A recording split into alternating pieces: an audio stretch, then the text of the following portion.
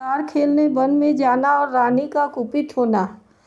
श्री नारद जी कहते हैं, राजन, एक दिन राजा पुरंजन अपना विशाल धनुष, सोने का कवच और अक्षय तरकस धारण कर अपने 11वें सेनापति के साथ 5 घोड़ों के शीघ्रगामी रथ में बैठकर पंचप्रस्थ नामक वन में गया।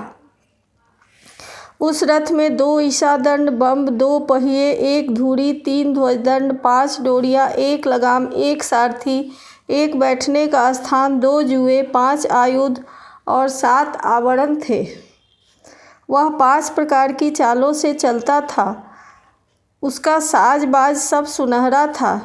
यद्यपि राजा के लिए अपनी प्रिया को क्षण भर भी छोड़ना कठिन था, किंतु उस दिन उसे शिकार का ऐसा शौक लगा कि उसकी भी परवाह न कर वह बड़े गर्व से धनुष बाण चढ़ाकर आकेट करने गया। इस समय आसुरी वृत्ति बढ़ जाने से उसका चित्त बड़ा कठोर और दयाशून्य हो गया था। इससे उसने अपने तीखे बाणों से बहुत से निर्दोष जंगली जानवरों का वध कर डाला। जिसकी मांस में अत्यंत आसक्ति हो, वह राजा केवल शास्त्र प्रदर्शित कर्मों के लिए वन में जाकर आवश्यकता अनुसार अनिषिद्ध पशुओं का वध करे, व्यर्थ पशु हिंसा न करे। शास्त्र इस प्रकार उच्छृंखल प्रवृत्ति को नियंत्रित करता है।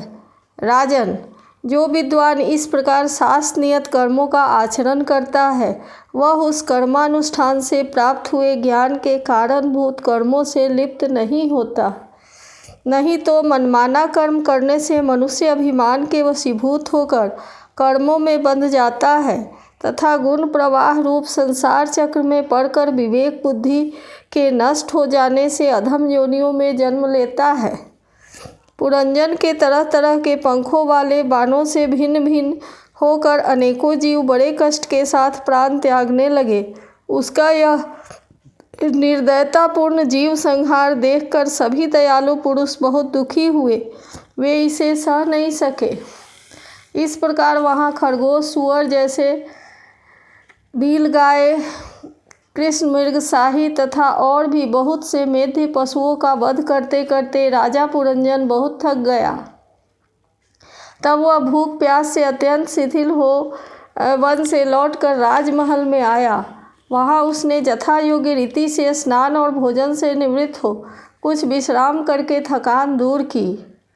फिर गंध, चंदन और माला आदि से सुसज्जित हो सब अंगों में सुंदर सुंदर आभूषण पहने। तब उसे अपनी प्रिया की याद आई। वह भोजनादि से तृप्त हृदय में आनंदित मद से उत्पन्न और काम से व्यथित होकर अपनी सुंदरी भार्या को ढूंढने लगा, किंतु उसे वह कहीं दिखाई नहीं दी। प्राचीन बढ़ी। तब उसने चित्त में कुछ उदास होकर अंतःपुर की स्त्रियों से पूछा, सुंदरियों, अपनी स्वामिनी के सहित तुम सब पहले ही की तरह कुशल से हो ना? क्या कारण है आज इस घर की संपत्ति पहले जैसी सुहावनी नहीं जान पड़ती?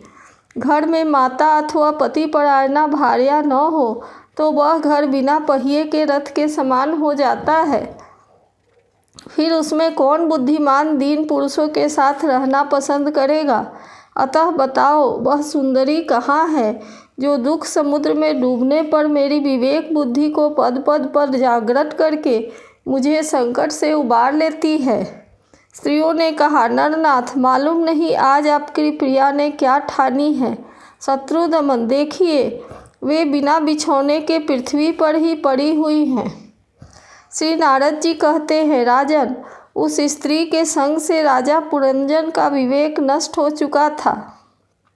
इसलिए अपनी रानी को पृथ्वी पर अस्त व्यस्त अवस्था में पड़ी देखकर वह अत्यंत व्याकुल हो गया। उसने दुखित हृदय से उसे मधुर वचनों द्वारा बहुत कुछ समझाया, किंतु उसे अपनी प्रेयसी के अंदर अपने प्रति प्रणय कोप का कोई चिन्ह नहीं दिखाई दिया। वह मनाने में बहुत कुशल था, इसलिए अब पुरंजन ने उसे धीरे धीरे मनाना आरंभ किया। उसने पहले उसके चरण छुए, फिर गोद में बिठाकर बड़े प्यार से कहने लगा। पुरंजन बोला, सुंदरी, वे सेवक तो निश्चय ही बड़े अभागे हैं जिनके अपराध करने पर स्वामी उन्हें अपना समझकर शिक्षा के लिए उचित दंड देते हैं। सेवक को दिया हुआ स्वामी का दंड उस पर बड़ा अनुग्रह ही होता है। जो मूर्ख है उन्हीं को क्रोध के कारण अपने हितकारी स्वामी के किए हुए उस उपकार का पता नहीं चलता। सुंदर दंतावली और मनोहर भौरों से शोभा पाने वाली मनस्विनी, अब यह क्रोध दूर करो और एक बार मुझे अपना समझकर प्रणय भार तथा लज्जा से झुका हुआ एवं मधुर मुस्कानमयी चितवन से सुशोभित अपना मनोहर मुखड़ा दिखाओ। अहो, भ्रमर पंक्ति के समान नीली अलकावली, उन्नत नासिका और सुमधुर वाणी के कारण तुम्हारा वह मुखारविंद कैसा मनमोहक जान पड़ता है। वीर पत्नी, यदि किसी दूसरे ने तुम्हारा कोई अपराध किया हो तो उसे बताओ। यदि वह अपराधी ब्राह्मण कुल का नहीं है तो मैं उसे अभी दंड देता हूँ। मुझे तो भगवान के भक्तों को छोड़कर त्रिलोकी में अथवा उससे बाहर ऐसा कोई नहीं दिखाई देता जो तुम्हारा अपराध करके निर्भय और आनंदपूर्वक रह सके। प्रिय, मैंने आज तक तुम्हारा मुख कभी तिलकहीन, उदास, मुरझाया हुआ, क्रोध के कारण डरावना, कांतिहीन और स्नेह शून्य नहीं देखा और न कभी तुम्हारे सुंदर स्तनों को ही शोकाश्रुओं से भीगा तथा बिंबाफल सदृश अधरों को स्निग्ध केसर की लाली से रहित देखा है। मैं व्यसनवश तुमसे बिना पूछे शिकार खेलने चला गया, इसलिए अवश्य ही अपराधी हूँ। फिर भी अपना समझकर तुम मुझ पर प्रसन्न हो जाओ। कामदेव के विषम बाणों से अधीर होकर जो सर्वदा अपने अधीन रहता है, उसे अपने प्रिय पति को उचित कार्य के लिए भला कौन कामिनी स्वीकार नहीं करती।